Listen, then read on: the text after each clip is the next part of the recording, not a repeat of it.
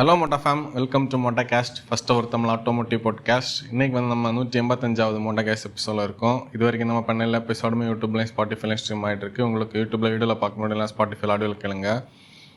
இன்றைக்கி வந்து என்ன டாபிக்னா, இதுக்கு முன்னாடியே நம்ம வந்து கார் பிராண்ட்ஸில் இருக்கிற மித்தா இல்லை அது வந்து ட்ரூ அப்படின்னு ஒரு பாட்காஸ்ட் முன்னாடி பண்ணியிருந்தோம். முன்னாடி பேசணும். இன்றைக்கி வந்து கார் பிராண்ட்ஸ் இல்லாமல் வேற நிறைய மிட்ஸ் வந்து இருக்கு. நம்ம கார்ஸை பத்தின நிறைய மிட்ஸ் இருக்கு. அது வந்து மித்தா இல்ல உண்மையா, அந்த மித் இந்த பாயிண்ட் ஆஃப் டைமுக்கு எப்படி இருக்குன்னு அப்படின்னு ஆசிரியர்னாட்ட டிஸ்கஸ் பண்ணலாம். அதுக்கு முன்னாடி ஆசிரியர்னாக்கு அதை சொல்லணும். அதை சொல்லிட்டு நம்ம டாபிக்ல நம்ம மோட்டோ ஃபேமுக்கு ஒரு பெரிய தேங்க்ஸ் சொல்லணும். என்னன்னா, எங்களுடைய ஒரு புதிய முயற்சிக்கு நீங்கள் கொடுத்த சப்போர்ட்டுக்கு ஒரு பெரிய தேங்க்ஸ். அது மேகசின் பற்றி நான் சொல்கிறேன். இந்த பாட்காஸ்ட் நீங்கள் வந்து சாட்டர்டே பார்ப்பீங்க. நாங்கள் இன்றைக்கி வெள்ளிக்கிழமை சாயங்காலம் 6 மணிக்கு தான் ரெக்கார்ட் பண்ணுறோம். இன்றைக்கி நியாயமாக இது 4 மணிக்கு வந்திருக்க வேண்டியது. நாங்கள் ஃபுல்லி பேக்டாக ஒரு 2-3 நாளுக்கு அப்படியே போயிட்டுருக்கு. அது எப்படி தேங்க்ஸ்ன்னா, எங்களுக்கு அது ஒரு ஃபவுண்டேஷன் ஆச்சு. ஃபவுண்டேஷன் இந்த சென்ஸ் வந்து இனிமே நம்ம பண்ணணும்னு நினைக்கிற விஷயங்களுக்கான ஒரு ஃபவுண்டேஷன் அமைஞ்சது. நாங்கள் நிறைய இதில் மிஸ் பண்ணியிருக்கோம். மிஸ் பண்ணதெல்லாம் அடுத்த தடவை அடுத்த எடிஷனில் நம்ம கொஞ்சம் கூட ப்ராம்ப்டாக பண்ணணும். அதுக்கு அந்த டீமு நல்லா என்ன சொல்கிறது, எனர்ஜெட்டிக்காக இருக்காங்க. அதாவது ஃபஸ்ட்டே ஃப்ளாப்பாக இருந்தால் திருப்பி நம்ம பண்ணுறதுக்கான ஸ்கோப் இருக்காது. அப்படி தானே, இது ஒரு மோட்டிவேஷன். அப்படி வாங்கின அத்தனை பேருக்கும் தேங்க்ஸ். Feedbacks கொடுத்தவங்களுக்கு thanks. ஏன்னா நாங்கள் வந்து அஃபிஷியலி இந்த மேகசின் சேல்ஸை வந்து நீங்கள் பார்க்குற இன்னைக்கு சாட்டர்டே, அதாவது 13ஆம் தேதி நைட்டோட நாங்கள் க்ளோஸ் பண்ணுறோம். அதுக்கப்புறம் வெப்சைட்டில் அது இருக்காது. ஏன்னா எங்ககிட்டையும் நம்பர்ஸ் ரொம்ப லோவாக தான் இருக்குது. இப்போ கடைசி செட் ஆஃப் பேக்கிங் வந்து இன்றைக்கி தான் நடந்துட்டு இருக்குது. நாளைக்கு ஷிப்மெண்ட் ஆயிரும் இங்கேருந்து. அது கூட முடிச்சிட்டோன்னா அந்த லாட் ஃபுல்லாக எல்லாருக்கும் ஒரு 3 to 4 டேஸில் ஃபுல்லாக முடிஞ்சிடும். ஏன்னா நாங்கள் இனிமேல் பிரிண்ட் பண்ணவும் முடியாது. ஏன்னா அப்படி போகாது. அதனால் done and thank you so much. இல்லையா, தேங்க்ஸ் தான் அதில் நம்ம கரெக்டாக சொல்லணும். ஏன்னா அது கனெக்ட் ஆகினதே வந்து அவங்க வாங்கினதில்ல தான். நம்ம பண்ணி வச்சுட்டு நம்ம பார்த்துட்டு இருந்தால் என்ன செய்ய முடியும்? போகலாமா? ஃபஸ்ட்டு வந்து diesel engines are always slower than petrols. ஃபஸ்ட்டே ஒரு குழப்பமான கேள்வி. அதாவது இன்னைக்கு நீங்கள் வந்து இந்த அன்னைக்கு ஒரு அங்கே உட்காந்து பேசின ஒரு அன்ஃபில்டர்டு ஒரு வீடியோ மாதிரியே கொஸ்டின் என்கிட்ட டிஸ்கஸே பண்ணலை. இவங்களே கொஸ்டின் எடுத்து வச்சிருக்காங்க. நான் இல்லை. சரி பாப்பா, பத்தி அவன் இல்லைன்னு சொல்றான். அடி கிடைக்கும் நல்லதுன்னா தெரியும்னு சொல்லுவான். அது எப்படின்னா, டீசல் வந்து ஒரு காலகட்டத்தில் அப்படி இருந்தது. டீசல்ஸ் வந்து கொஞ்சம் லேசியாக இருந்தது. ஏன்னா டீசல்ஸ் அப்படி இந்த பிக்கப்னு சொல்லக்கூடிய ஒரு வேர்டை வந்து நம்ம ஊரில் வந்து முன்னாடி நம்ம யூஸ் பண்ணோம், கொலோக்கியலாக யூஸ் பண்ணோம். இந்த பிக்கப்னு சொல்லக்கூடியதே பெட்ரோல்ஸுக்கு தான் இருக்கும். ஏன்னா பெட்ரோல்ஸுக்கு வந்து அந்த ஃப்ளோ கிடைக்கும். ஆனால் டீசலுக்கு டார்க் ஜாஸ்தியாக இருக்கும், இழுவை சக்தி ஜாஸ்தியாக இருக்கும். டீசலால் ட்ராக்ஷன் கிடைக்கும். ஆனால் ஸ்பீட்ஸ் பில்டு பண்ணும்போது பெட்ரோல் தான் எப்போவுமே ஃபாஸ்ட்டாக பில்டு பண்ணும். ஆனால் ஓவர் த பீரியட் அந்த டீசலோட கம்பஷனில் வந்திருக்கக்கூடிய இம்ப்ரூவ்மெண்ட்ஸ் இன்னைக்கு வந்து சிஆர்டிஏலாம் வந்து வருஷங்களாகிடுச்சு. சிஆர்டிஏ வந்ததுலேருந்து அது சேஞ்ச் ஆச்சு. அதாவது ஒன்ஸ் வந்து அந்த பழைய நாசில் சிஸ்டம் மாறி பம்ப் டியூஸ் வந்தது, அதுக்கப்புறம் டர்போ சார்ஜர் வந்தது, டீசலில் சிஆர்டிஏஸ் வந்ததோட அந்த அந்த சிஸ்டம் டோட்டலாக அந்த கம்பஷன் ஸ்டைலே மாறிச்சுது. ரிஃபைன்மெண்ட்ஸ் வந்து முன்னாடி டீசலை உனக்கு அழுத்தவே தோணாது, அழும். அந்த ரேஷியோஸ் எல்லாம் ஷார்ட்டாக இருக்கும். பெட்ரோலை நீ ரவ் பண்ண முடியும். பேசிக்கலி நம்ம பார்த்தோம்னா ரெவ் நீடில் பார்த்தாலே நம்ம அண்டர்ஸ்டாண்ட் பண்ணலாம். இப்போ ஒரு நல்ல பெட்ரோல் காரோட ரெவ் நீடில் வந்து 8000 RPM வரைக்கும் அதோடைய இது இருக்கும். ஆனால் வந்து ஒரு டீசலோடைய ரெவ் நீடில் பாரு, நல்லா பார்த்தா 5000 RPMலேயே ரெட்டு போட்டு வச்சுருப்பாங்க. ஆனால் அதோட போகாது, அதுக்கு போகாது. அது கொண்டு போக நமக்கு தோணும். ஒரு இப்போ ஒரு ஃபர்ஸ்ட் கியரில் ஒரு 3000 RPM வரைக்கும் போகலாம். செகண்ட் கியராக கொஞ்சம் கஷ்டப்பட்டு தான் 4000 RPM வரைக்கும் போகலாம். அதுக்கப்புறம் ரேஷியோஸ் வைடாக இருந்தாலும் அதுக்கு மேலே அது சவுண்டு தான் போடும். அப்படி பார்க்கும்போது டீசல்ஸ் பெட்ரோல்ஸ் அளவுக்கு உண்மையிலே ரவ் ஆகாது தான். ஆனால் பெட்ரோல் தான் பவர்ஃபுல் லாஜிக்கலி பார்த்தா. இப்போ நம்ம பெர்ஃபார்மன்ஸ் கார்ஸ்ன்னு வந்தாலே பெட்ரோல் தானே. சப்போஸ் டீசல் பவர்ஃபுல்லாக இருந்திருந்தா பெர்ஃபார்மன்ஸ் கார்ஸ்லேயும் டீசல் உள்ளே வந்திருக்கும் இல்லையா? மிட் ரேஞ்ச் வரைக்கும் டீசல்ஸ் கொஞ்சம் ஈடு கொடுக்கும். டீசல்ஸ் எங்கே தெரியுமா ஈடு கொடுக்கும்? அந்த காரோட சைஸ் இல்லை அந்த அந்த ஆட்டோமொபைலுடைய சைஸ் வந்து ஒரு ட்ராக்ஷன் தேவைப்படுற இடத்த பெட்ரோல் இன்ஜின்ஸ் திணற நேரம் டீசல் அப்படி ஏறி எங்கே போகும், டார்க்கை புஷ் பண்ணி தரும். ஆனால் அந்த ஒரு நான் சொன்ன மாதிரி அந்த மிட் ரேஞ்ச் வரைக்கும் போகலாம். ஆனால் டாப் அண்ட் நம்ம கிக் பண்ணணும்னா டாப் அண்டில் இருக்கு. ஏன்னா இப்போ நம்ம ரொம்ப பெர்ஃபார்மன்ஸ் இப்போ 200 km/h அந்த ரேஸில் யூஸ் பண்ணுற அதை விடுவோம். நம்ம இப்போ நம்மளோட கார்ஸ் இப்போ 1.5 ஐவி டெக்கே ஒரு 1.5 TDI, அதுக்கப்புறம் ஃபோர்டில் ஃப்ரீ ஸ்டைல் கியர் பாட்ஸை கூட அந்த டிடிசியே வந்துடலாம். அதெல்லாம் டாப் அண்ட் பெர்ஃபார்மன்ஸ் பயங்கரமாக இருக்கும். பண்ணலாம். அதை நம்ம அது ஒரு 160 வரைக்கும் அதை ரவ் மேட்ச் பண்ணி ஓட்டி எடுக்கணும். கரெக்டாக வந்து எடுத்தா விர்டஸ் எல்லாம் எடுத்தா அது போகுதில்ல. அது அந்த விர்டஸோட டிரைவர் கொஞ்சம் ஏபிளான டிரைவர் கரெக்டாக டார்க்கை புஷ் பண்ணி ரவ் மேட்ச் பண்ணி எடுத்தால் எடுக்கலாம். ஆனாலும் ஆன்சன் சொன்ன பாயிண்ட்ல க்ளோஸாக நம்மளால கீப் பண்ண முடியும். நம்ம நிறைய இடத்துல நம்மளும் பார்த்துருக்கோம் க்ளோஸாக இதாகிறது. ஆனால் எனிடே அந்த ஒரு பெர்ஃபார்மன்ஸுக்கு வந்து பெட்ரோல் தான். ஆனால் டீசல்ஸாலையும் மேட்ச் பண்ண முடியும் இந்த எண்டில். ஆனால் பெட்ரோல்ஸை வந்து புஷ் பண்ணோம்னா பெட்ரோல்ஸ் எஃபிஷியண்டாகவே இருக்காது. டீசல்ஸை எஃபிஷியண்டாகவும் ஒரு கட்டத்தில் புஷ் பண்ண முடியும். அது கிடையாது கொஸ்டின். இல்லை வேற வழி இல்லை. இந்த லாஜிக்ல வந்து சொல்லிதானே ஆகும். நம்ம ஒரு 140ல ஒரு பெட்ரோல்ல போறதுக்கும் 140ல ஒரு டீசல்ல போறதுக்கும் எஃபிஷியன்சி ரொம்ப ஒரு 10 கிலோமீட்டர் டிஃபரன்ஸ், பயங்கர டிஃபரன்ஸ் இருக்கு. பெட்ரோல் பாக்கெட்ல ஓட்ட விழுந்துடும். அதான் இன்னொன்று டீசல்ஸ்ல வந்து டிஸ்பிளேஸ்மெண்ட் பெருசாக ரவ்ஸ் வந்து கொஞ்சம் கம்மியாக இருக்கும். இப்போ ஒரு 1500 cc-யையும் 2000 cc-யை நம்ம மாறி மாறி ஓட்டினோம்னா ஒரு 1500 cc வந்து ஒரு 120-ய ஒரு 2600 2700 RPM-ல ரீச் ஆகுதுன்னா இது வந்து ஒரு 1800 RPM-ல அப்படி லோடே இல்லாமல் க்ரூஸ் பண்ணிட்டு இருக்கோம். அது ஒரு ஆனால் டீசல் லவ்வர்ஸ் வந்து நம்ம இந்த கொஸ்டினை வந்து அக்ரி பண்ண மாட்டாங்க. டீசல் தான் பெர்ஃபார்மன்ஸ் சொல்லுவாங்க. ஆனால் கரெக்டாக அதை ஃபிசிக்ஸ் வைஸும் சயின்ஸும் என்ஜினியரிங்கும் சேர்த்து பார்த்தோம்னா ஸ்லைட்லி பெட்ரோல். அடுத்து என்ன? Turbo petrol engines are inherently unreliable. இங்கே வந்து இது ஒரு மித்து இல்லை, மித்தும் உண்மையும் கலந்த ஒரு விஷயம். மித்துன்னா உண்மைக்கு புறம்பானதான மித்து. இங்கே ஒரு மித்து இருக்குது, ஒரு உண்மை இருக்குது. மித்து எங்கே இருக்குதுன்னா இப்போ நம்ம நிறைய இடத்துல இதை பேசியிருக்கோம். ஒரு இன்லைன் 6 இருக்குது, இல்லை ஒரு இன்லைன் 5 இருக்குது. இதை நம்ம கட் ஷார்ட் பண்ணணும், இன்லைன் 4 ஆக்கணும்னு சொல்லும்போது என்ஜினியர்ஸுக்கு இருந்த ஒரே ஸ்கோப் என்னது? இன்லைன் 4 ஆக்கி டிஸ்பிளேஸ்மெண்ட்டை கம்மி பண்ணியாச்சு, டர்போ ஆட் பண்ணியாச்சு. அந்த ப்ராடக்ட் அந்த இன்லைன் 6 கொடுத்துட்டு இருந்த அளவுக்கான பவரும் டார்க்கையும் இந்த ப்ராடக்டோடைய இந்த கார் அப்ளிகேஷன் எங்கே வைக்கிறாங்களோ அந்த காருக்காக உருவாக்கியாச்சு. நிறைய அட்வான்டேஜஸ் இருக்குது. அந்த டெவலப்மெண்ட் காஸ்ட் பில்டு காஸ்ட் வந்து குறையுது, என்ஜினோட பில்டு காஸ்ட் குறையுது, பொல்யூஷன் கம்மியாகுது, ஃபியூவல் எஃபிஷியன்சி இன்க்ரீஸ் பண்ண முடியும்னு இருக்குது. ஆனால் இங்கே என்ன கண்டிஷன்னா டர்போ ரேஞ்சில் அது இருக்கணும். இப்போ நம்ம ஒரு டர்போ ரேஞ்சிலே அந்த ப்ராடக்டை ஓட்டிகிட்டு இருந்தோம்னா டர்போ டீசல் எப்படி நமக்கு இன்னைக்கு எஃபிஷியன்ட் நம்ம சொல்கிறோமோ உண்மையிலே அதை விடைக்கும் ஒரு ஸ்டெப் மேலே இது எஃபிஷியண்டாகவும் ரிலையபிளாகவும் இருக்கணும். ஆனால் அங்கே தான் ஒரு கேட்ச். நம்ம சொல்கிற இந்த டிஸ்பிளேஸ்மெண்ட் எங்கே இருக்குன்னு தெரியுமா? அந்த காரோட என்ஜின் சைஸுக்கு டிஸ்பிளேஸ்மெண்ட்டுக்கு மேலே தான் டாப் அப்பாக டர்போ இருக்கணும். நம்மளுடைய பிரச்சனை இங்கே என்ன தெரியுமா? இதை திருப்பி எக்ஸ்எஸ்டியா எக்ஸ்ட்ரா ஸ்மால் டிஸ்பிளேஸ்மெண்ட் என்ஜின் ஆக்கி அதுக்கு மேலே டர்போ வச்சு இந்த பெரிய காரை இந்த சின்ன என்ஜின் 2000 RPM வரைக்கும் புஷ் பண்ணி அதுக்கிடையில் ஒரு டிஎஸ்சியோ இல்லை வந்து டார்க் கன்வெர்ட்டரையோ உள்ளே வச்சோன்னா அது மிச்சம் இருக்கிற எனர்ஜியை ஸ்கியூஸ் பண்ணும்போது ரிலையபிளாக இருக்காது. அதாவது இதில் ஃபேக்ட் என்னன்னா, மித்து என்னன்னா டர்போ பெட்ரோல்ஸே ரிலையபிளாக இருக்காதுன்னு சொல்கிறது மித்து. அந்த காருக்கான ப்ரொப்போர்ஷனேட்டான டிஸ்பிளேஸ்மெண்ட் நம்ம கொடுத்து ப்ராப்பரான மெயின்டெனன்ஸோட ஹைவே ஸ்பீட்ஸில் டர்போ ரேஞ்சில் ஓடினா கண்டிப்பாக ரிலையபிளாக இருக்கும். ஆனால் இங்கே ஒரு ஃபேக்ட் என்னன்னா, சப்போஸ் நம்ம வந்து ஸ்மாலர் டிஸ்பிளேஸ்மெண்ட் என்ஜின்ஸை சிட்டிக்குள்ளே டிரைவ் பண்ணி ஒரு பெரிய டிரான்ஸ்மிஷன் அதுக்குள்ளே வைக்கிறோம், ஐ மீன் நல்ல பெர்ஃபார்மன்ஸ் டிரான்ஸ்மிஷன் வைக்கிறோம்னா கண்டிப்பாக ரிலையபிளாக இருக்க வாய்ப்பு இல்லை. ஏன்னா அதால் முடியாது, அதுக்கு மேலே ஒவ்வொன்றா வீக்கன் ஆகும். அடுத்து manual cars are always faster than automatics. அது உண்மைதான், அது மித்துன்னு சொல்ல முடியாது. அது ரெவ் மேட்சிங் தான். ஆனால் அது டிரைவரை பொறுத்து தான். டிரைவரா அங்கே தான் நான் வரேன். அந்த ரெவ்னு சொன்னாலே டிரைவரை பொறுத்து தான். ஆக்சுவலி நல்ல பெர்ஃபார்மன்ஸ் கொடுக்குற கார்ஸையும் ஒரு ப்ராப்பரான அந்த காரை ரீட் பண்ண தெரியாத ஒரு டிரைவர் உள்ள உட்காந்தாருன்னா அதுலேருந்து அவுட் எடுக்க முடியாது.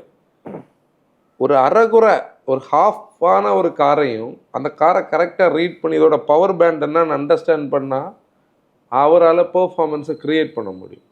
ஆனாலும் மேனுவல்ஸை கரெக்டாக ஓட்டினா ஆட்டோமேட்டிக்காக நம்ம வந்து அவுட் பேஸ் பண்ணலாம். அப்போ இது மித்தா எப்படி வருது? இல்லை உண்மைதானே, இது மித்து கிடையாது. இது மித்து கிடையாது. ஏன்னா இப்போ நம்ம 1.5 இது டிஎஸ்ஐல இருக்க மேனுவல் டிஎஸ்ஜி கம்பேர் பண்ணால் ட்ராக்லே வந்து டிஎஸ்ஜி லேக் இருக்கும். மற்றபடி ஆட்டோமேட்டிக்ஸ்ல நம்ம ஹார்ட் பிரேக்கிங் பண்ண வேண்டியிருக்கும். இதில் வந்து ஹார்ட் பிரேக்கிங் பண்ண வேண்டியிருக்காது. இப்போ டிரைவ்ல வந்து கியரை கம்மி பண்ணிட்டு அப்படியே போகலாம். நான் பிரேக் பண்ணி அதுக்கப்புறம் தானே இது பண்ணணும். அது ப்ராக்டிக்கலி அதான் பாயிண்ட். அப்படிதான். இப்போ நீ வந்து இஎஸ்பி ட்ராக்ஷன் கண்ட்ரோலெல்லாம் ஆஃப் பண்ணி வச்சுக்கிட்டு லான்ச் எல்லாம் பண்ணி ஒரு டிஎஸ்சி டிரான்ஸ்மிஷன் பண்ணுறதுக்கும் நம்ம வந்து கரெக்டான டைமுக்கு டக்குன்னு ரவ் பண்ணி இது பண்ணி ஒரு கார்னர் எடுக்கணும்னா கார்னரில் நம்ம கரெக்டாக ஷிஃப்ட் பண்ணி டார்க்லேயே அதுக்குள்ளே போகிறதுக்கும் டிஃப்ரென்ஸ் இருக்குது. அது எப்படின்னு டிரைவரை பொறுத்து. டிரைவரும் ஃபேக்டர். ஒருவேளை ஒரு நல்ல டிரைவர் ஆட்டோமேட்டிக்ஸில் இவரோட நல்ல ஆட்டோமேட்டிக்கா வந்து அதுக்கேற்ற மாதிரி ஓட்டுனா அதை கரெக்டா தெரிஞ்சு ஓட்டணும். ஆனாலும் உண்மையான ஒரு பாயிண்ட் சொல்ல போனா மேனுவல் தான். மேனுவல்ல வந்து அந்த மெஷினோடைய லிமிட்டை தெரிஞ்சு லிமிட்டு வரைக்கும் கொண்டு போய் நம்மளால கீப் பண்ண முடியும். ஒண்ணு வேணாம், நம்ம இப்போ ஒரு டார்க் கன்வெர்ட்டர் டீசல் ஓட்டுறதுக்கும் மேனுவல் டீசல் ஓட்டுறதுக்கும் நம்ம ஹைவேஸ்ல போகும்போது எது வந்து நமக்கு கொஞ்சம் கூட கனெக்டடா இருக்கு. இல்லை இன்னொரு விஷயம் வந்து இப்போ நம்ம சும்மா ப்ராக்டிக்கல் இப்போ நம்ம ஹைவேல ஒரு ரேஸ்ன்னு ஒரு கான்செப்ட் நம்ம வைக்கிறோம்னா எப்படி நம்ம அந்த ஆட்டோமேட்டிக் என்னதான் நம்ம அழுத்தி பிடிச்சாலும் அதுக்குன்னு ஒரு லிமிட் இருக்கும். அதுக்கு மேலே ஷிஃப்ட் பண்ணும். ஆனால் அப்போ நம்ம என்ன பண்ணுவோம், மேனுவல் மோடு போட்டு தான் நம்மளே அந்த நம்ம காம்படிட்டர் கூட இது பண்ண. அந்த இடத்துல அப்போ மேனுவல் அந்த இடத்துல என்ன பண்ணலாம், ஆட்டோமேட்டிக் வந்து நம்ம வந்து இப்போ ஒரு 6 ஸ்பீட் 80ன்னு வச்சுக்கோ, அது நம்ம தேர்ட்ல அழுத்தும் போது டக்குன்னு நம்ம பார்த்துட்டு இருக்கும் போதே 4th போடும் 5th ஓடி நான் வந்து தேர்ட்ல வந்து இழுக்க சொன்னேன்னு சொல்லு, இல்ல 4th இழுக்க சொன்னேன்னு சொல்லு. அங்க மேனுவல் வந்து 3rd to 4th மட்டும் 4th இழுத்துட்டு இருப்பாங்க. எல்லாம் ரீசெண்டா பார்த்ததுல அப் ஷிஃப்டே பண்ணாத ஒரு கார் காம்பஸ் நம்ம டார்க் பண்ணா அது அப்படியே போயிட்டே இருக்கு. இன்னொன்னு ஆட்டோமேட்டிக்ஸ்ல என்ன ஆட்டோமேட்டிக்னு உள்ளது மேட்டர். அதுல ஒரு மேட்டர் இருக்கு. இப்ப ஏஎம்டி எல்லாம் இந்த லிஸ்ட்ல சேர்க்க முடியாது, சிவிடியும் சேர்க்க முடியாது. அது ரெண்டுமே ரூல்ட் அவுட். உண்மை சொன்னா டார்க் கன்வெர்ட்டர் வந்து டிஎஸ்சியோட இந்த விஷயத்துக்கு இந்த வேலைக்கு வரும். டிஎஸ்சி சூப்பர் ஃபாஸ்ட் தான், சூப்பர் ஸ்மூத்து தான். ஆனால் இந்த ஒரு போட்டின்னு சொல்லக்கூடிய ஒரு இடத்துல வந்து டார்க் கன்வெர்ட்டருக்கும் கொஞ்சம் ரோல் இருக்கு. ஆனால் டார்க் கன்வெர்ட்டரில் என்ன பிரச்சனைன்னா, டார்க் கன்வெர்ட்டரில் அந்த ஆக்குரசி சில டார்க் கன்வெர்ட்டரில் மிஸ் ஆகும். ஆனால் டிஎஸ்சி பார்த்தோன்னா அந்த ஆக்குரேட்டாக இருக்கும். அது ஷிஃப்டிங் ஆக்குரசி, அந்த டைமிங் அது வந்து அவ்வளோ பர்ஃபெக்டாக இருக்கும். ரெண்டும் மேட்ச் ஆகும். Luxury cars are always expensive to maintain. அது மித்தா? அது உண்மை. அது ஒண்ணுமே இதுல நம்ம பார்க்க வேண்டாம். எப்படின்னா, எந்த ப்ராடக்ட்டுக்கு வந்து ரீசேல் ஜாஸ்தியா இருக்கோ அந்த ப்ராடக்ட் வந்து ரிலையபிளா இருக்கும், டியூரபிளா இருக்கும், மெயின்டெனன்ஸ் கொஞ்சம் கூட ஈஸியா இருக்கும். அதான் அந்த அண்டர்ஸ்டாண்டிங். அதனாலதான் அதுக்கு வந்து என்ன இருக்கு, ரீசேல் இருக்கு. எந்த ப்ராடக்ட்டுக்கு வந்து ரீசேல் லோவா இருக்குதோ அந்த ப்ராடக்ட் வந்து எய்தர் மார்க்கெட் டட்டாக இருக்கும், பார்ட்ஸ் அவைலபிலிட்டியில் ஒரு ப்ராப்ளம் இருக்கும், இல்லாட்டி காஸ்ட்லி டு மெயின்டைனாக இருக்கும். இது வந்து இதோடைய பேசிக்ஸ். ஆனாலும் இதில் ஒரு சின்ன கேட்ச் இருக்குது. எப்படின்னா, ஒரு காலகட்டத்தில் வந்து இருந்ததெல்லாம் இப்போ மாறிடுச்சு. இப்போ நமக்கு பார்ட் சோர்சிங்னு சொல்லக்கூடியதில் ஒரு ஃப்ரீடம் இருக்குது. நமக்கு நிறைய ஆன்லைன் வெப்சைட்ஸ் இருக்குது, நிறைய வாட்ஸ்அப் குரூப்ஸ் வச்சுருப்பாங்க. ஒரு நல்ல ஒரு நெய்பர்ஹுட் கராஜை நம்ம ஃபிக்ஸ் பண்ணோம்னா ஓரளவுக்கு நாமினலாக காம்படிட்டிவாக வந்து மெயின்டெனன்ஸ் பண்ணலாம். ஆனால் கண்டிப்பாக நம்மளுடைய மாஸ் மார்க்கெட் கார்ஸ் மாதிரி சீப்பாக இருக்காது. ஏன்னா எல்லா பொருளுமே அந்த பிராண்டு கேரி பண்ணுற அந்த நெய்முக்கான லக்ஸரியும் அதுக்கான ப்ரைஸும் ப்ளஸ் பெர்ஃபார்மன்ஸும். இப்போ நீங்கள் வந்து ஒரு நார்மல் பிரேக் பேடுக்கும் அந்த ப்ராடக்ட் ஒரு பிரம்போட பிரேக் பேடை வந்து டிசர்வ் பண்ணதுன்னா அந்த பிரேக் பேடுக்கு அந்த ஒர்த் இருக்கும். அப்போ பிரேக் பேடுன்னு யோசிக்கும் போது நமக்கு ரோட்டரும் அதே மாதிரி இருக்கும், ட்ரில்டா இருக்கும், பெட்டலா இருக்கும், எனிதிங் இருக்கும். இப்படி ஒவ்வொன்றுக்கும் இது இருக்கும். அதான் ரீசன். காஸ்ட்லி தான் கண்டிப்பா. Costly to maintain. நம்ம அடுத்த இதுக்கு போகிறதுக்கு முன்னாடி நம்ம கடைசியில் பேசணும், அது இப்போ பேசணும். நம்ம நிறைய ஒரு 50 பேராவது மெசேஜ் பண்ணியிருப்பாங்க, நம்ம பேசணும். ஆல்ரெடி 2 இதில் பேசணும், அந்த சன்ரூஃப் இது. ஆன்சர் கரெக்டாக இது பண்ணேன். நாங்கள் வந்து சன்ரூஃபுக்காக 2 பாட்காஸ்ட் பண்ணியிருக்கோம். இந்தியாவுக்கானது இது பிரயோஜனம் இல்லைன்னு சொல்லி. இந்த 2வது பாட்காஸ்ட்டில் வந்து நம்ம இதை ஒன்று பேசணும். அந்த கோவாவில் ஒருத்தங்க வந்து ஒரு குழந்தைய படுக்க வச்சு கூப்பிட்டு போனது. எவ்ரி டைம் நான் டிரைவ் பண்ணிட்டு இருந்தாலும் சரி, அது நம்ம டீமாக நாங்கள் போகும்போதும் சரி, எங்கள் ஃபேமிலியோட நான் போகும்போதும் சரி, இல்லை நான் கோ டிரைவராக ஏதாவது வேலை செஞ்சுட்டு இருந்தாலும் ஒரு குழந்தைய வந்து சன்ரூஃபில் பார்த்தா என்ன தெரியாமல் எனக்கு ஒரு ஸ்ட்ரெஸ் ஆகும். நீங்கள் கவனிச்சிருக்கீங்களா? ஏன்னா இப்போ நம்ம போய் சண்டை போட முடியாது சில இடத்துல எல்லாம். முன்னாடினா இறங்கி போய் நம்ம பேசலாம். இப்போ சண்டை போட்டால் மற்றவனை பார்த்தியா யூடியூப்பில் பேசுவான், இங்கே வந்து சண்டைக்கு வந்திருக்கான்னு சொல்லுவாங்க. ஆனால் அது ஒரு அது மாதிரி ஒரு ஸ்டூபிடிட்டி வந்து நம்ம எங்கேயுமே பார்க்க முடியாது. அதுலேயும் அந்த ரீசனான அந்த இன்சிடெண்ட்டை நம்ம பார்த்தா அந்த பேரண்ட்டுக்கு அதுக்கப்புறம் எவ்வளோ வலி இருக்கும், அந்த பையனுக்கு எவ்வளோ வலி இருக்கும், என்ன ஆச்சுன்னு தெரியாது. அதாவது ஒரு இன்ஜுரிக்கு ஸ்கோப் உள்ள ஒரு இதுதான், வேற பெரிய பிரச்சனைகள் வந்திருக்காது அப்படி நம்புவோம். ஆனால் இது வந்து ஒரு ஒரு ஒரு மோசமான கல்ச்சர் இந்தியாவில். நம்ம ஜெரைன் பிரதர் வந்து நீங்கள் நம்ம மோட்டோ ஃபேமில் ஜெரைன் பிரதர் வந்து சென்னையில் இருக்கார். அவர் வந்து ஒரு ஃபிகோட கண்டென்ட் நம்ம கொலாபரேஷன் அவர் கூட பண்ணியிருப்போம். நாங்கள் வந்து அன்னைக்கு நம்ம கோயம்புத்தூர் போகும்போது நைட்டு பேசினார் தானே, நாங்கள் கொஞ்ச நேரம் அவர்கிட்ட பேசிகிட்டு இருந்தோம். இப்போ ஜெரைன் பிரதர் வந்து அந்த இன்சிடெண்ட்டை பற்றி சொல்லும்போது அவர் வந்து ஒரு 700 ஒரு பேரண்ட் விட்டுருந்ததை இது எண்ட வரல விட்டு இது பண்ணும்போது இவர் போய் அவங்ககிட்ட சொல்லும்போது அது என்னோட காரு நான் பார்த்துக்கிறேன்னு ரூடாக இவர்கிட்ட ஆர்கியூ பண்ணியிருக்காரு. உங்களுக்கு பொறாமைன்னு சொல்லியிருக்காரு. கரெக்ட். ஜெரைன் பிரதர்ட்ட 700 இருக்குது. இல்ல அவர் அந்த எண்டவரை பார்த்து பொறாமப்படுறதுக்கு என்ன இருக்கு? இல்ல அது வந்து எப்படி அந்த அந்த பர்சன் என்ன பெர்செப்ஷன்ல அதை சொல்லி இருப்பாரு, எப்படி அதை சொல்லலாம்? இல்ல அதை எப்படி சொல்லலாம்? அதாவது ஒரு ஒரு பொருளுக்கு ஒரு பர்பஸ் இருக்குது. அந்த பர்பஸை தாண்டி அதை யூஸ் பண்ணக்கூடாது. அதுக்கான பர்பஸ் என்னது? நம்ம வந்து டே லைட்டை ஓப்பன் பண்ணுறோம், டிஎல்ஓ தான் டே லைட் ஓப்பனிங். ப்ரீஸை உள்ளே எடுக்கலாம். ஒரு சீ சைடில் போய் நிற்கிறோம். இப்போ சென்னைனா ஈசிஆர் பக்கம் போகிறவங்க எங்கேயாவது பார்க் பண்ணிக்கிட்டு விண்டோ தாத்திருந்தா அப்படி ஃப்ரெஷ் ஏர் கிடைக்கும். நம்ம ஒரு ஹில்ஸுக்கு போகிறோம், அந்த அந்த ஒரிஜினல் நேச்சரை ரசித்து போக முடியும். மழை நேரம் திறந்து வைக்கிறோம் பார்க்கலாம். அல்லாமல் பீப்புள் அங்கே நிறுத்தணும்னு சன்ரூஃபில் ப்ரோட்டோக்காலே கிடையாது. இது என்ன லாஜிக்குன்னு எங்களுக்கு தெரிய மாட்டேங்க. தயவு செய்து நீங்கள் வந்து யாராச்சும் அந்த ப்ராக்டிஸ் பண்ணிட்டு இருந்தீங்கன்னா இனிமேல் பண்ணாதீங்க. ஏன்னா என்ன வந்து இருக்கு பண்ண ஒரு சுச்சுவேஷன் இருக்குது. நான் ஒரு நாளைக்கு வந்து இதை ரீட் பண்ணும்போது எனக்கு அது ஒரு மாதிரி இருந்தது. எப்படின்னா கோவாவில் வந்து குஜராத்தில் வந்து ஒரு கைட் ஃபெஸ்டிவல் நடக்கும் எல்லா வருஷம். அப்போது வந்து பைக்ஸில் கூட, நீ இந்த ஃபோட்டோ கிடைக்குதான்னு பாரு, பைக்ஸில் கூட இப்படி ஒரு கம்பி வச்சுருப்பாங்க. நான் ரீசெண்டாக இல்லை, நான் போன குஜராத் ட்ரிப்பில் போகும்போது நான் இதை பைக்ஸில் பார்த்தேன். எப்படின்னா பைக் அப்படி போயிட்டு இருக்கும்போது சப்போஸ் குறுக்கால கயர் கிடந்தா த்ரோட்டுக்கு வராது, இல்லை முகத்துக்கு வராது. இந்த இந்த இந்த மெட்டல் பீஸ் என்ன பண்ணி தட்டி விட்டுரும். இந்த மஞ்சள் நூல் இருக்குல்ல, நம்ம பட்டம் விடுவோம் இல்லையா, இந்த பட்டம் சீசனில் உள்ள இந்த நூல் கீழே கிடந்து நிறைய பைக்கர்ஸுக்கு இந்த பிரச்சனை. இது நம்ம முன்னாடி காலத்தில் அடிக்கடி கேள்விப்படுற விஷயம். அதனால தான் இந்த கயரை பேன் பண்ணாங்க, இந்த பட்டம் விடுறதே பேன் பண்ணாங்க. அதில் ஒரு குழந்தையோட கழுத்து த்ரோட் வந்து கட்டாயி இதாச்சு. அதுல இருந்தே எனக்கு இதை பார்த்தா பயங்கர வருத்தமாக இருக்கும். இப்போ நம்ம இதை பேசியும் அந்த பண்ணுற பீப்புளை நம்ம போய் அவங்க கிட்ட வந்து எஜுகேட் பண்ண முடியுமான்னு கேட்டால் தெரியாது. இப்போ டேனிஜ் சொன்ன அந்த இது மாதிரி நம்ம அவங்க சன்ரூஃபை பார்த்து பொறாமப்படுறோம். ஆமாம், நம்ம சன்ரூஃபை பார்த்து பொறாமப்பட்டு நம்ம என்னடா லாஜிக் இது? ஒரு லாஜிக் வேண்டாமா? கடுப்பாக இருக்கு சன்ரூஃபை பார்த்து பொறாமப்படுறது. அதாவது அதனால நீங்கள் சொல்லக்கூடிய இடத்துல இருந்தீங்கன்னா அவங்கள லைட்டாக எஜுகேட் பண்ணுங்க. ஏன்னா இதெல்லாம் கல்ச்சர் இல்லாத ஒரு விஷயங்கள். நாங்கள் என்னென்னா சேஃப்டியை நம்ம வந்து எங்கெல்லாம் ப்ரொப்போஸ் பண்ணணுமோ நம்ம பண்ணுவோம். அதனால் நம்ம டிரைவிங் செஷன் ஸ்டார்ட் பண்ணும்போது இனிமேல் தயவு செய்து சன்ரூஃபில் நிற்காதீங்கன்னு நம்ம பேச போகிறோம். 2 வீடியோஸில் சொன்னோம், அப்படி தானே? ஓகே. நெக்ஸ்ட் வந்து servicing only at dealerships is necessary. Servicing only at dealership is நெசசரியா?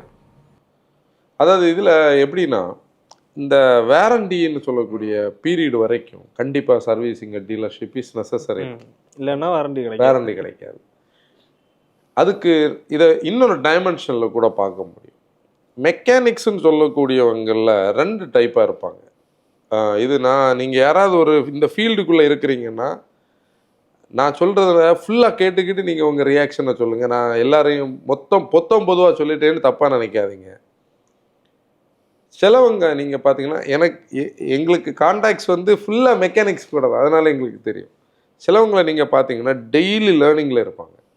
நாங்கள் ரீசெண்டாக ஒரு டிங்கரை மீட் பண்ணோம்.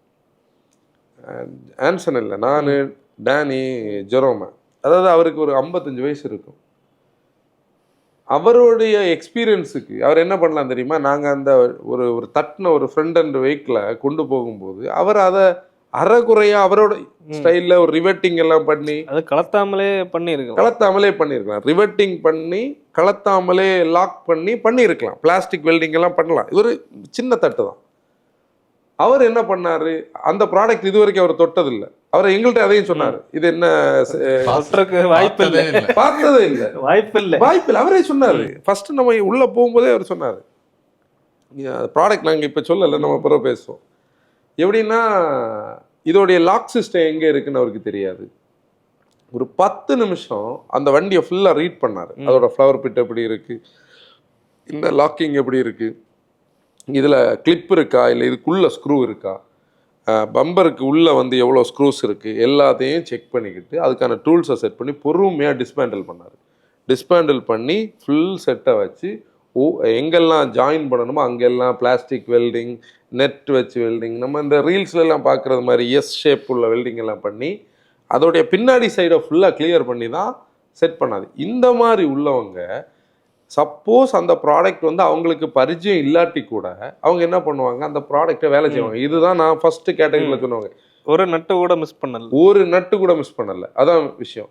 நான் என்னுடைய சின்ன வயசில் எங்கள் அம்மாட்ட நீங்கள் எப்போது போனால் தெரியும், அந்த எங்கள் சிட் அவுட்டுக்கு நேர் மேலே உள்ள ரூம் என்னோட ஒர்க் ஷாப் ஆகாது. அங்கே நீ பார்த்தேன்னா ஃபுல்லாக திங்ஸாக தான் இருக்கும். நான் எதை கலத்தினாலும் என்கிட்ட இவ்வளோ மிச்சம் வரும்.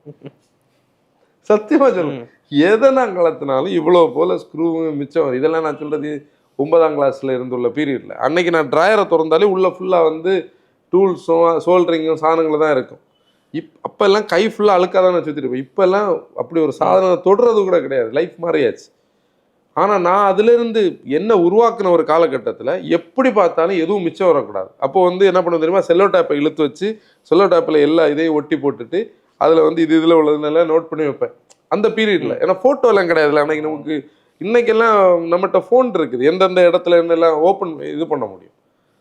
டேனி சொன்ன மாதிரி ஒன்றுமே மிச்சம் வரல. இதே மாதிரி நீ ஒரு மெக்கானிக்கலாக ஒர்க்காக இருக்கலாம், ஒரு டிங்கராக இருக்கலாம், ஈவன் சர்வீஸ் பண்ணக்கூடிய பர்சன், எனிபடி ஏசி மெக்கானிக்காக இருக்கலாம். இவங்கள மாதிரி உள்ளவங்க கிட்ட ஆஃப்டர் மார்க்கெட்டில் கொண்டு போகலாம். அவங்க என்ன பண்ணுவாங்க, அவங்க அதை எக்ஸ்பெரிமெண்ட் பண்ண மாட்டாங்க.